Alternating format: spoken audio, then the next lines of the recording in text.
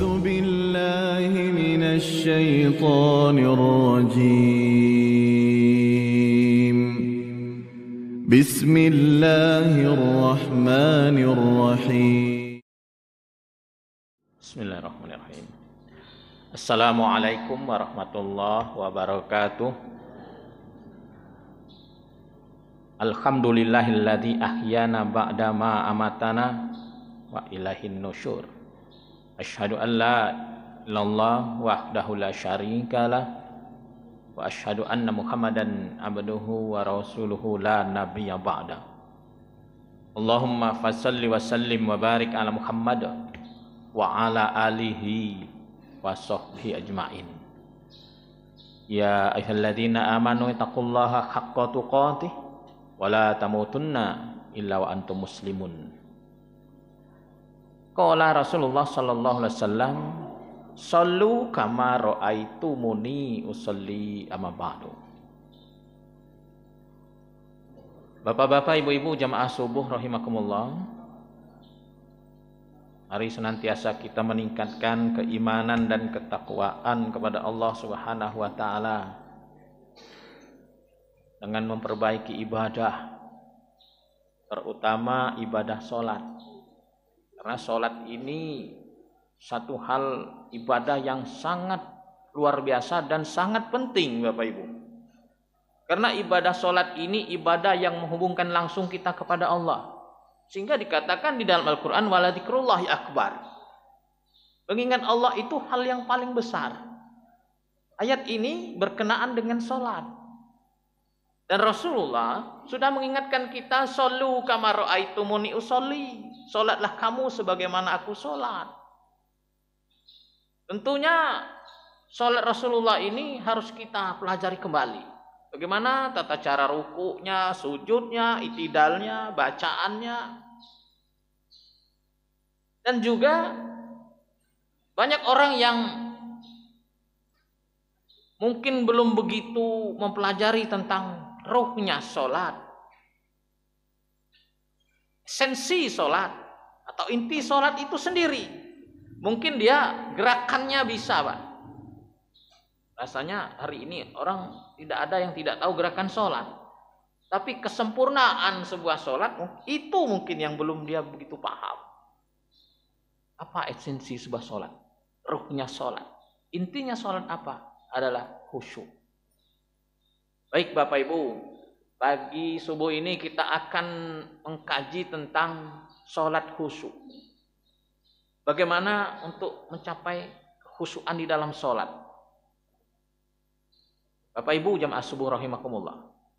Khusyuk secara bahasa itu adalah tunduk dan tenang. Tenang Pak, itu khusyuk. Secara bahasa. Tundukan yang pasrah dan total, tenang. Bagaimana khusyuk itu di dalam sholat Bapak Ibu? Khusyuk saat sholat itu adalah hadirnya hati ketika menghadap Allah Subhanahu wa ta'ala. Di hati kita ini hadir merasakan keberadaan Allah. Kalau bahasa salah seorang ustadz juga, itu ada mengatakan sadar Allah. Kesadaran kita tentang keberadaan Allah. Sadar Allah Bapak Ibu. Ada orang yang mengatakan seperti itu. Dan sholat ini Bapak Ibu, tentang khusyuk ini, kalau kita melihat hukum fikihnya, itu bukan termasuk salah satu rukun atau syarat sah sholat. Tidak termasuk itu. Tapi ulama sudah sepakat bahwa sholat khusyuk itu sangat dianjurkan oleh seluruh para ulama. Ulama sepakat ini. Bahkan di dalam Al-Quran juga, orang yang bisa mencapai sholat khusyuk ini termasuk orang yang beruntung. Dalam Al-Quran surah Al-Mu'minun 1 dan 2. Qad aflahal mu'minun alladzina hum fi sholatihim khashi'un. Beruntung orang mukmin yang sholatnya khusyuk itu. Berarti kalau kita membalikkan kalimat ini, orang yang belum bisa khusyuk itu belum beruntung, Pak. Jadi kalau kita sudah bisa khusyuk, kita termasuk orang yang beruntung. Beruntung bagaimana Bapak Ibu? Kan di dalam kelanjutan ayat-ayat ini, ulaika humul warithun. Setelah orang yang beruntung itu banyak. Di sini disebutkan qad aflahal mu'minun alladzina hum fi sholatihim khashi'un. Ini ayat 1, ayat 2. Yang pertama beruntung itu orang sholatnya khusyuk. Yang lain-lain banyak. Menjaga amanah, menjaga kehormatan, menepati janji dan sebagainya. Tapi diletakkan yang pertama, orang yang sholatnya khusyuk, Bapak Ibu.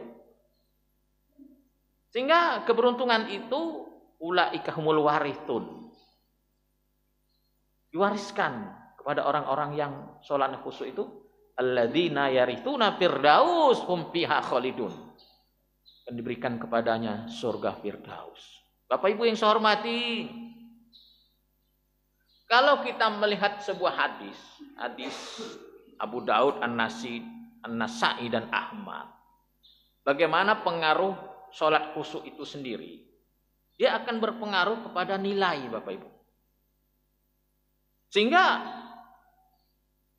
hadis ini mengatakan ada yang selesai dari sholatnya, tetapi ia hanya mendapatkan 1/10. Nah ini Pak, ada orang sholat dia mendapatkan nilai 1/10 dari sholatnya itu. 1/9, 1/8, 1/7, 1/6, 1/5, 1/4, 1/3, dan separuhnya.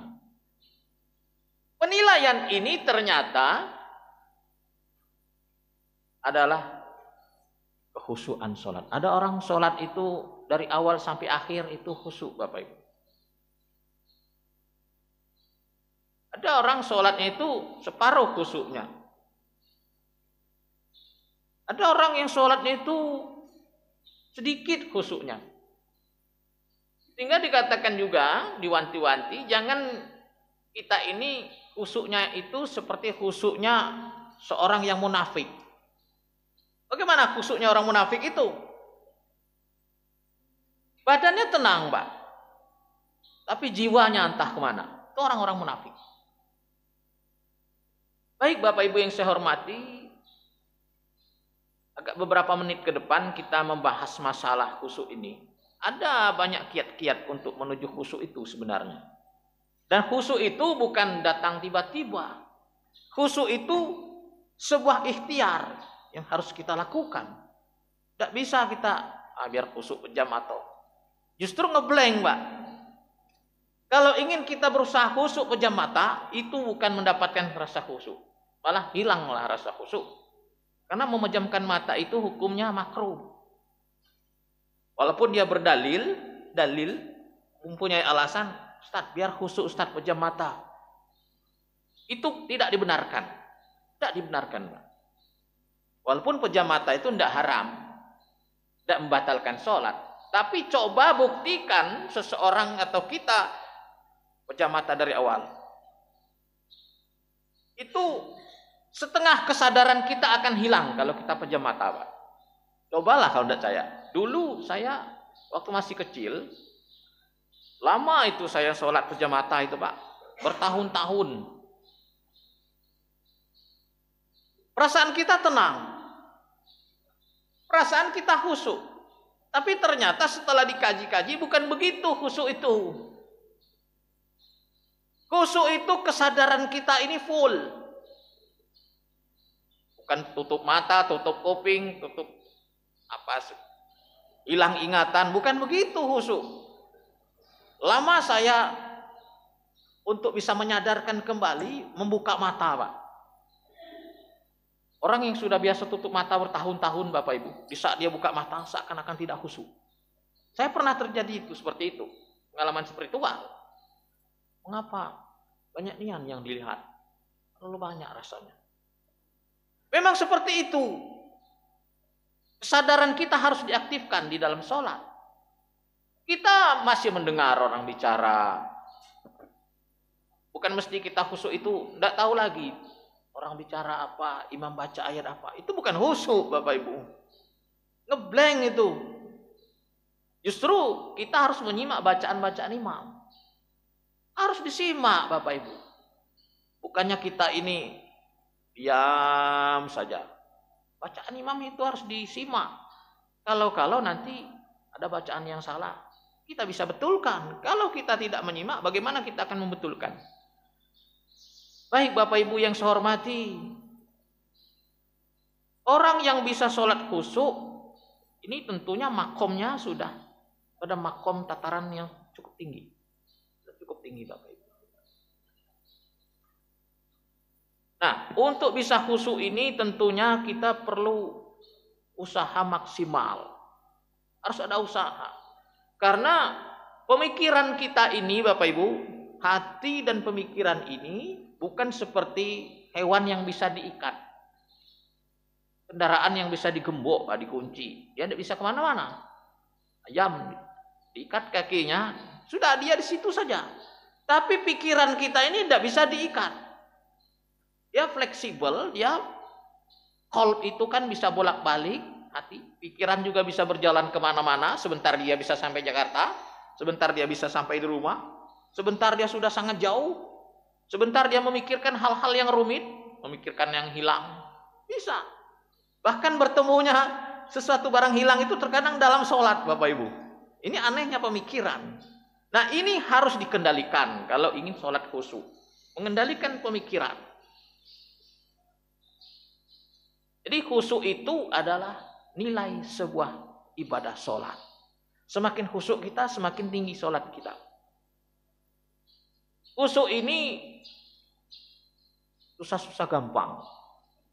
Khusyuk ini Bapak Ibu termasuk hal yang cukup sulit. Walaupun kita sudah sering ibadah, sholat, ratusan kali, berpuluh-puluh tahun kita sholat, bisa terjadi satu ketika kita tidak khusyuk. Bisa terjadi seperti itu. Bisa terjadi. Nah, bagaimana kita setiap sholat bisa khusyuk? Setiap sholat bisa menghadirkan hati kita hadap Allah. Ini harus dilatih, dan dilatih. Karena kalau kita tidak sholat, berarti ruh sebuah sholat itu tidak ada jiwanya. Sholat kita tidak bernilai di hadapan Allah Subhanahu wa Ta'ala. Karena di saat kita sholat, kita saat itu sedang bermunajat, sedang menghadap Allah Subhanahu wa Ta'ala. Bayangkan kalau kita menghadap pembesar, kita tidak menghadap dia jiwa kita melengos, Pak. Bagaimana?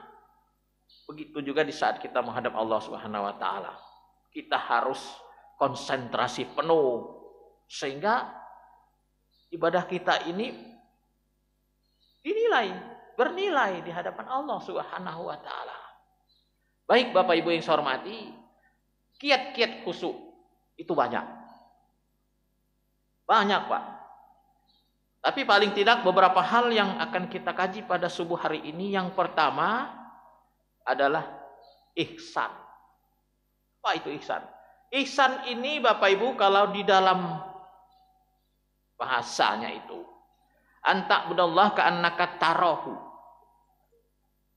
Engkau beribadah kepada Allah, zikir, salat, ka'annaka tarahu, seakan-akan melihat Allah, merasakan kehadiran Allah. Fa illam takun tarahu fa innahu yarok. Kalau tidak bisa pada level itu, kita turun level 2, Pak. Level paling bawah. Ada 2 level. Cuma 2 level, Pak. Dalam ihsan ini, level pertama itu level tinggi. Saat takbiratul ihram. Di saat itu seakan-akan kita sudah melihat Allah. Berada betul di hadapan Allah. Merasakan betul kehadiran Allah. Tidak bisa, tidak ketingoan ini rasanya itu. Lan takum tarahu fa inna yaro. Kalau tidak bisa, yakinkan bahwa kita ini sedang dilihatnya. Sudah. Ini lagi dilihat Allah. Ihsan ini akan berpengaruh kepada rasa khusyuk. Dan ini harus kita berlakukan setiap sholat. Tak itu sholat wajib, sholat sunnah, harus kita berlakukan. Mulai dari takbiratul ihram. Paling tidak mulai dari takbiratul ihram.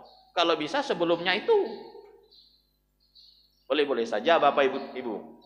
Prasolat itu ada bacaan-bacaan atau doa-doa boleh. Umpamanya ayat-ayat perlindungan atau baca An-Nas boleh, qul a'udzu birabbin nas.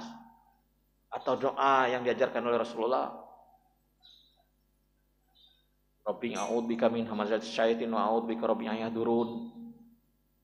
Berlindung kepada Allah dari kedatangan setan, Bapak Ibu.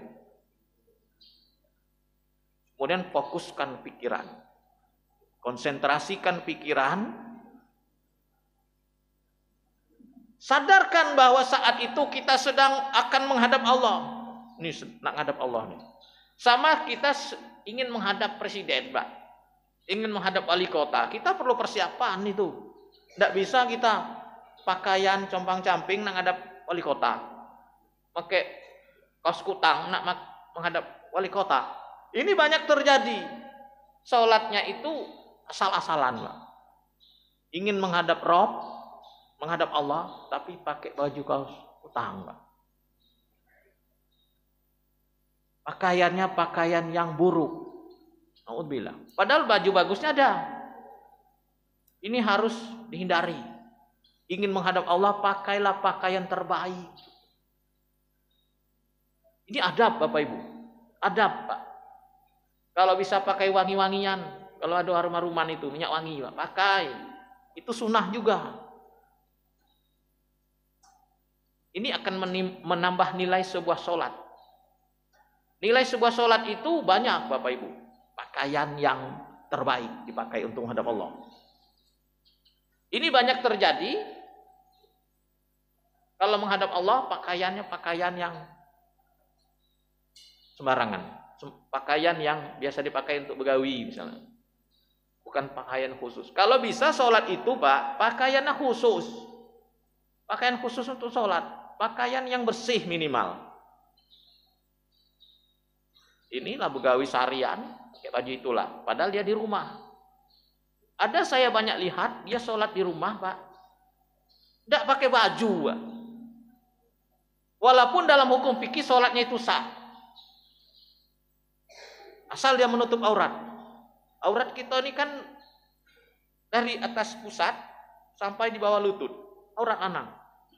Kalau itu standar minimal, mengambil standar sah, tapi adabnya tidak ada di hadapan Allah. Masa sholat tidak pakai baju? Masa sholat pakai kutang, Pak? Kaos kutang yang tidak tangan itu. Alasannya panas, Pak. Alasannya panas. Saya sering melihat orang sholat pakai kutang saja, sering, Pak.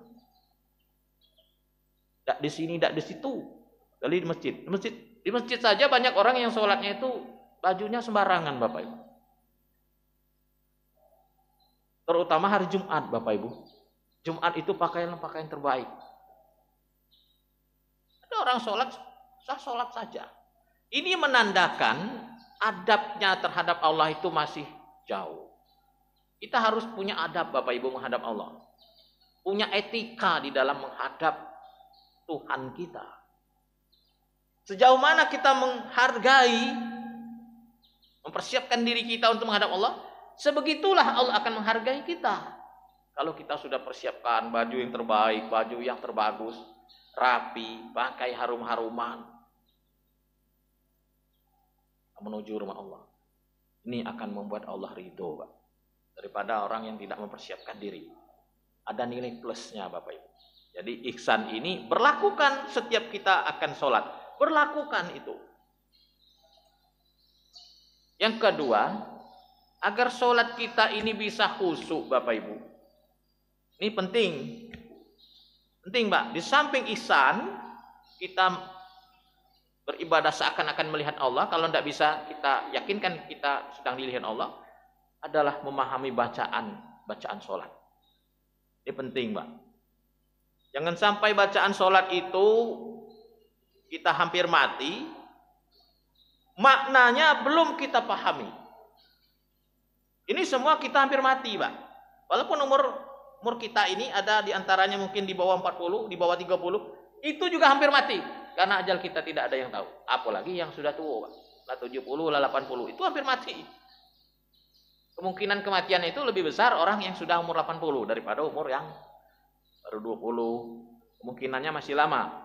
Tapi kalau kemungkinan mati orang yang sudah 80 itu kemungkinan lamanya tidak ada lagi. Sampai 50 tahun ke depan itu kecil kemungkinannya. Memahami bacaan. Bacaan sholat itu tidak banyak ternyata. Bacaan yang diulang-ulang, yang terus itu saja, tidak banyak. Bacaan yang berubah-ubah itu adalah pada ayat. Ayat setelah Al-Fatihah, pada surah. Selainnya itu bacaannya itu saja. Kita hampir mati. Masa bacaan ruku dan sujud belum kita pahami? Masa bacaan Al-Fatihah belum juga kita pahami? Padahal Al-Fatihah itu kan tidak banyak. Tidak sampai 10 ayat. Tidak sampai 7 cuman.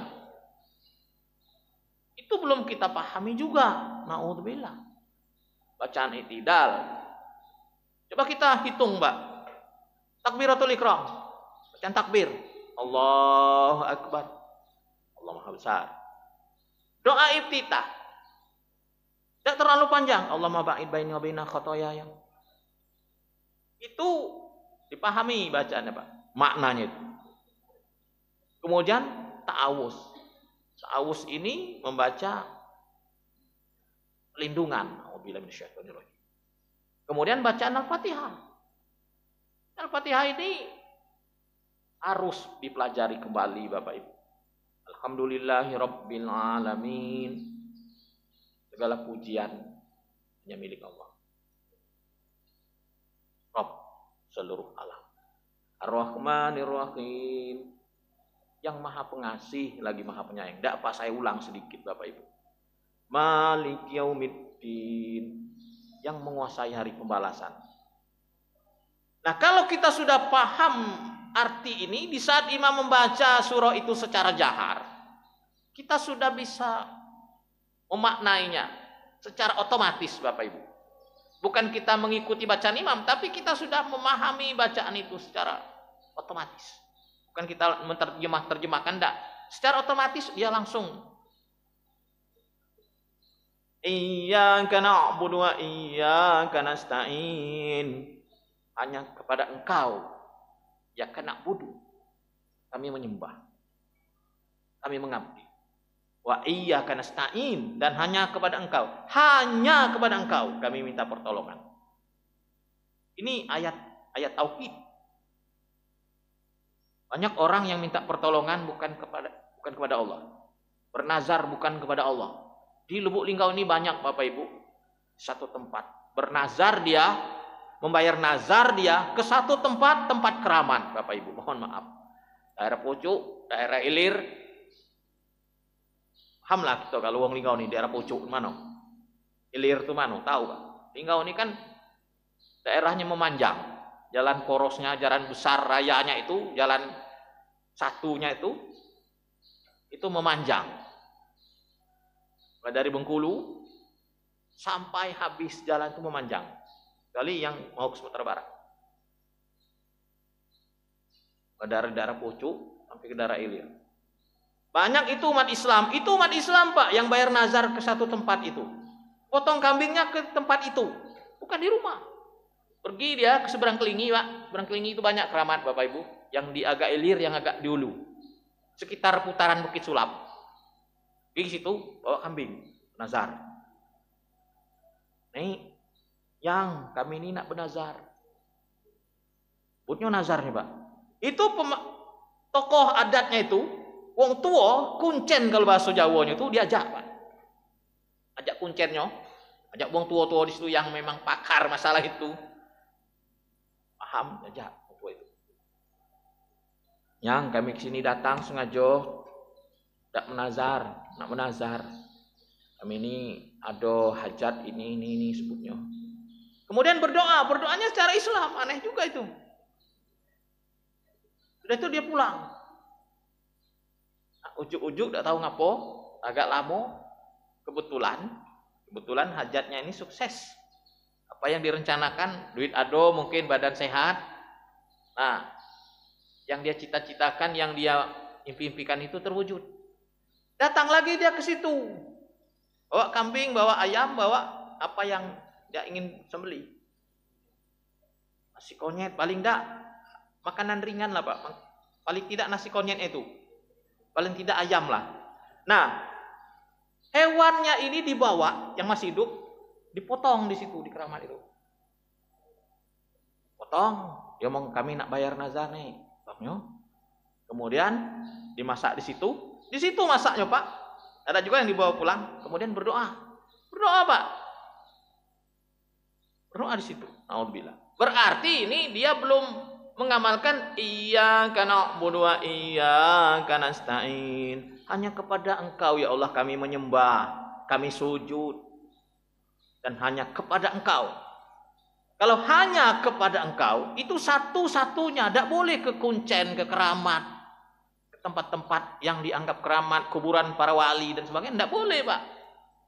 Tidak boleh kita minta ke situ. Ada orang yang membela ini. Oh ini syariat. Katanya. Ini syariatnya saja. Ini ikhtiarnya saja. Tidak boleh Bapak. Haram Pak. Kita kaji. Ini kajian khusus tentang tauhid ini Jumat Aman. Ustaz Jumat Aman. Tidak boleh. Haram. Ada orang wisata religi. Sengaja dia datang menyambangi kuburan-kuburan yang dianggap para wali. Di situ dia meminta. Banyak orang yang seperti itu. Ia kena berdoa ya Kristen. Ihdinas siratal mustaqim. Tunjuki kami jalan yang lurus. Jadi ini pemahaman bacaan. Ihdinas siratal mustaqim. Ada orang anehnya juga bacaan ini tidak lurus. Tidak lurus artinya salah dia membaca. Mustaqim. Bukan mustaqim dia baca, tapi mustaqim. Saya dengar ini, kok mustaqim. Kemudian dia baca lagi. Ihdinas siratal mustaqim. Salah kalau mustaqim. Bukan mustaqim. Bukan nun ujungnya itu, tapi mim. Ihdinas siratal mustaqim. Qaf itu bukan ka. Aim. Siratal ladzina an'amta alaihim. Ke jalan orang yang telah Engkau beri nikmat atas mereka. Alaihim. Ghairil maghdubi alaihim waladdallin. Ghairil maghdub. Maghdub. Ke jalan Engkau yang murkai. Kemurkai. Waladdall. Ad-dall itu kesesatan. Waladdall. Dan bukan pelajaran orang yang sesat. Amin. Tujuh ayat ini diulang-ulang dari kita belajar membaca Al-Fatihah sampai hari ini. Paling banyak umat Islam ini kalau ditanya bisa mengartikan Al-Fatihah. Jawabannya terbesar 70% ke atas tidak bisa mengartikan Al-Fatihah Pak. Coba tanya oleh saya Pak. Sebagai guru coba tanya dengan murid yang bisa mengartikan baca Al-Fatihah. Coba tunjuk jari. Yang nunjuk ini paling siko, 2, 3. Kalau 5 itulah kebanyakan. 10 apalagi, ya, kebanyakan. Saya sering, Bapak Ibu, sering memberikan kuesioner, nanya dengan murid-murid di saat mengisi di pesantren kilat, Pak. Menanya tentang ibadah sholat. Itu hanya 1, 2, 3 yang bisa jawab. Yang bisa jawab pertanyaan sesuai yang diinginkan. Misalnya seperti ini. Siapa yang sholat 5 waktu di masjid? 5 waktu Pak. Kati yang nunjuk Pak. Diturunkan lagi grid pertanyaannya itu. Siapa yang sholat 4 waktu? Baru nyonjo siko. Siko cuman Pak. Kenapa kau tidak sholat itu? Aku masih main. Jadi memahami bacaan. Sudah bacaan yang Al-Fatihah. Kemudian bacaan ruku. Bacaan ruku ini banyak versi. Tapi paling tidak 2 saja jadilah. Atau 1 saja amalan kita. Subhana rabbil azim. Kalau nak pakai wabihamdi terserah. Yang lebih kuatnya itu tidak ada wabihamdinya. Walaupun ada tetap ada sama-sama ada dalil. Dalil ini Bapak Ibu, ada dalil itu rawi hadisnya itu dikeluarkan oleh Bukhari, ada Muslim. Kalau ada Bukhari, ada Muslim, ada Abu Daud. Nah yang kita pakai untuk beramal itu yang big bossnya itu. Big boss hadisnya apa Pak? Bukhari, yang Bukhari pakai dulu. Yang diutamakan. Walaupun yang Muslim itu bukan berarti tidak boleh. di dalam cara pengamalan sebuah hadis. Apalagi Al-Quran dulu. Jadi Subhana Rabbil Azim, Maha Suci, Tuhan yang Maha Agung. Nah, itu baca Subhana Rabbil Azim. Atau Subhanakallahumma bihamdika al-maghfirli. Nah, itu harus dipahami bacaannya. Tidak mungkin rasanya Subhana Rabbil Azim tidak tahu, Pak. Dan itu membacanya harus agak ini pakai ada temponya itu. Bukan Subhana Rabbil Azim, Subhana Rabbil Azim, bukan begitu. Subhana Rabbil Azim. Lambat-lambat, Pak. Rasakan bacaan itu, maknai bacaan itu. Rasakan kehadiran Allah. Di saat itu kita sedang memuji Allah. Sami Allahu liman hamidah. Allah mendengar orang yang memujinya. Nah, kita sebagai makmum, di saat imam membaca Sami Allahu liman hamidah, itu bacaannya, ada orang bacaannya tidak tepat juga. Ya, dahnya panjang. Sami Allahu liman hamidah, itu salah, Pak. Dahnya itu pendek. Sami Allahu liman hamidah. Dahnya pendek. Kalau ada kita pergi keliling-keliling, Sami Allahu liman hamidah, salah itu dahnya itu. Bacaannya itu. Rabbana walakal hamd. Itu bacaan paling pendek. Rob, kita langsung sambut bacaan imam itu, bukan kita makmum ini baca Sami Allah lagi, enggak, kita langsung di saat imam Sami Allahu liman hamidah, kita langsung sambut bacaan itu dengan bacaan Rabbana walakal hamd. Jangan kita ulangi bacaan Sami Allahnya itu. Nah, orang yang belum mengkaji tentang sholat, imam Sami Allahu liman hamidah, dia baca lagi Sami Allahu liman hamidah. Semestinya dia baca Rabbana walakal hamd. Kalau ingin bacaan yang panjang, Rabbana walakal hamdu mil'us samawati wa mil'ul ardi wa mil'u ma syi'ta min syai'in ba'du. Dan itu pun harus disertai dengan tumak ninah, Pak. Kalau ingin sholat khusyuk, tumak ninah. Tumak ninah ini tenang di setiap gerakan-gerakan, tenang. Saat ruku. Bukan ruku itu langsung tegak. Bukan, ada orang, mohon maaf Bapak Ibu, di dalam gerakannya ini kan masih bacaan, nanti kita sampai. Ya lamban, Pak. Allahu Akbar. Tapi lambannya ini pas badan sudah sini, dia langsung berdiri. Semestinya yang namanya tenang itu, sewaktu dia posisi tubuhnya ini sudah ruku, baru baca, bukan bacanya itu sewaktu berjalan. Ada orang baca ruku ini sewaktu masih berjalan, masih proses ruku, dia sudah baca. Langsung Sami Allah liman hamidah. Itu satu kesalahan. Yang benar itu dia ruku dulu, Allahu Akbar, baru baca Subhana Rabbil Azim, Subhana Rabbil Azim, Subhana Rabbil Azim. Kan agak lama itu, Pak. Kita dapati fakta, ada orang sholatnya Allah, ya Allah. Nah, seperti itu gerakannya. Allah, ya Allah. Enggak don, tep, mantep. Hitung 1, 2, 3. Maknina. Baru benar. Kalau dia diam dulu, sama seperti sujud, Pak. Dia lambat, sepertinya dia lambat. Ini praktek. Nah, ini sudah mau sujud nih. Allah. Duduk. Jadi dia memang lambat. Terlihat.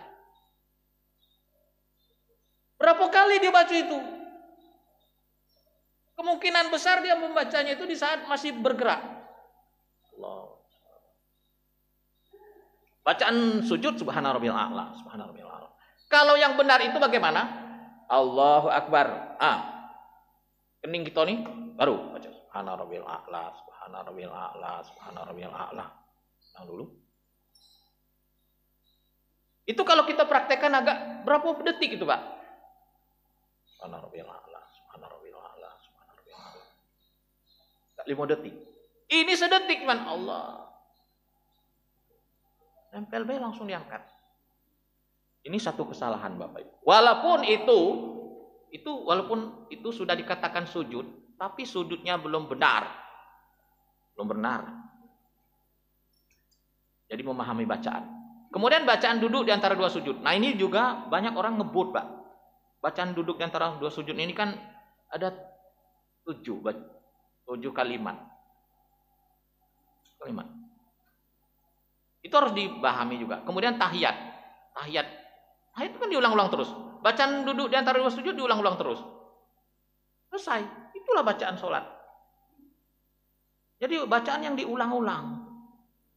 Kemudian yang ketiga, kita tinggal sedikit. Ketiga, fokus pikiran dan jiwa. Fokus pikiran, jiwa ini satu kesatuan. Bukan kita fokus ini penjamatan, enggak. Itu satu hal yang tidak tepat, penjamatan. Pikiran harus konsentrasi penuh. Sudah saya katakan tadi bahwa pikiran kita ini tidak bisa kita ikat. Dia satu ketika bisa langsung pergi, Pak. Melesat dengan cepat.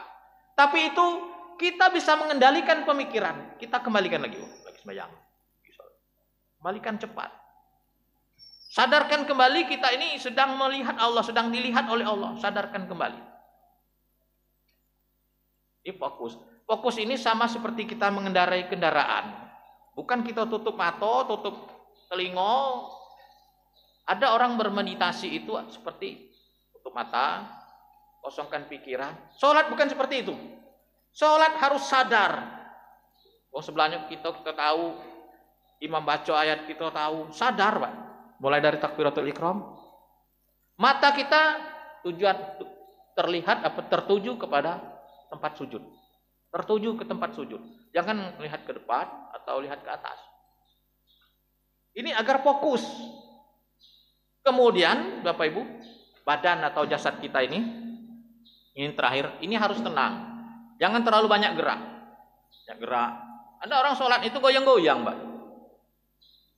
Atau ladak nengok ke tempat sujud, goyang-goyang, nengok orang lewat, nengok jam. Ada orang Pak sholat, Pak, nengok jam, nengok lagi. Penglihatannya tidak ke tempat sujud, ke depan. Kalau di tempat kami itu di Taman Islam ada jam, Pak. Jamnya sebelah kanan, ditengok. Nanti ada orang yang agak bicara kuat dikit, ditengok. Banyak orang seperti itu. Jasadnya tidak tenang. Kalaulah khusuk badan orang ini, kata orang, pasti dia khusuk. Kalau tenang badannya. Mata, telinga, badan atau jasad harus tenang. Ditenangkan. Ada orang zaman dulu belajar ketenangan jasadnya ini dari seekor kucing. Ingin mengintai mangsanya. Diam. Itulah. Ini pembelajaran. Ada ulama-ulama yang belajar dari hewan. Bagaimana dia bisa fokus jasad ini, tenang jasad ini. Ya, betul. Lihat seekor kucing ingin nangkap tikus, dia mbak ngintai. Seperti itu jasad kita. Jangan kita goyang-goyang. Ada orang tidak tenang jasad ini, goyang-goyang sholat. Ada seperti ini. Apalagi memain-mainkan jari-jari, membunyi-bunyikan ruas jari, itu tidak boleh itu. Sambil rukuk, kerak, sambil begini. Tangan di dada, mata ke tempat sujud. Posisi badan atau ini harus tenang. Jangan banyak gerak. Jangan tergesa-gesa. Jangan cepat baik sholat itu. Nikmati sholat itu, Pak. Jangan ingin cepat selesai. Jualan tinggal. Tuh, tidak khusyuk. Kalau kita bisa menghadirkan hati kita ini, fokus, konsentrasi, itulah yang dinyatakan di dalam Al-Quran. Qad aflahal mu'minun alladzina hum fi sholatihim khashi'un. Beruntunglah kita kalau kita bisa sholat khusyuk. Sholat khusyuk ini tidak mudah, harus diupayakan setiap kita sholat. Kalau kita berjamaah, kita menyimak bacaan imam. Bukannya kita ngeblank, tenang. Di situ bukan ekses. Menenangkan pikiran itu bukan kita tenang, terbuai. Enggak. Kesadaran penuh. Menyimak bacaan. Makanya mata harus dibuka. Kalau ada yang lewat. Kita sholat sunat. Kan memejam. Kalau kita memejamkan mata, orang yang lewat depan kita tidak tahu. Tapi kalau kita buka mata, orang ingin lewat bisa kita kadang. Boleh itu, Pak. Ada yang membahayakan mungkin Ada ulo kobra, walaupun kecil. Ulo. Coba kalau kita menjam. Masuk wong gilo kita udah tahu. Tahu-tahu kita lah di kapaknya. Sini harus buka mata. Tidak ada aturan sholat itu harus pejam mata. Jadi jangan tergesa-gesa mata, tumak nina. Gerakan sesuaikan dengan gerakan yang diajarkan oleh Rasulullah. Rukuknya, rukuk Rasulullah itu rata, Pak. Bukan begini, bukan, tapi tubuhnya rata. Ini sudah kita jelaskan di dalam kultum-kultum dan kajian-kajian. Insyaallah kita akan sambung lagi kultum dan kuliah-kuliah kita di waktu-waktu yang lain, dalam tema-tema yang lain, dalam tema-tema ibadah. Insyaallah dengan pemahaman sholat dan bisa sholat khusyuk, kita menjadi orang yang beruntung sampai ke surga yang tertinggi, surga atau Jannatul Firdaus. Terima kasih. Wassalamualaikum warahmatullahi wabarakatuh.